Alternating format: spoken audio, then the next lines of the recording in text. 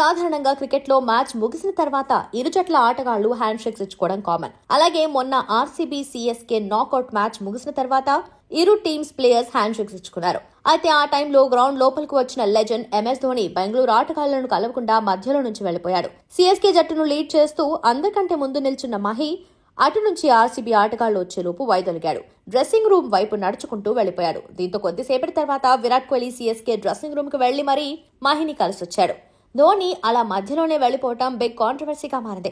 చెన్నైని బెంగళూరు చిత్తుగా ఓడించింది కాబట్టి ధోని కోపంతో వెళ్లిపోయాడనే అభిప్రాయాలు వ్యక్తమవుతున్నాయి. ఇలా ప్రత్యర్థి జట్టు ఆటగాళ్లను కలవకపోవటం మర్యాద కాదని, మహి అంతటి దిగ్గజం ఇలా ప్రవర్తించడమేంటని, దీని నుంచి యంగ్స్టర్స్ ఏం నేర్చుకోవాలని నిలదీస్తున్నారు. అయితే మ్యాచ్ టైంలోని ఓ వీడియో ఇప్పుడు బయటకొచ్చింది. అది చూస్తే అసలు తప్పెవరిదో ఈజీగా తెలిసిపోతుంది.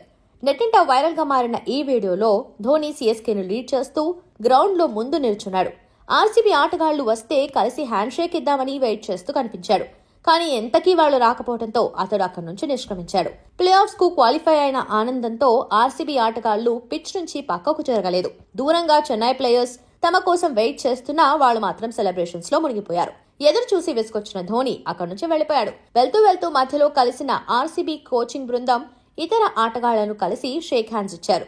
ఇది చూసిన నెటిజన్స్ ఇందులో ధోని తప్పేం లేదని అంటున్నారు.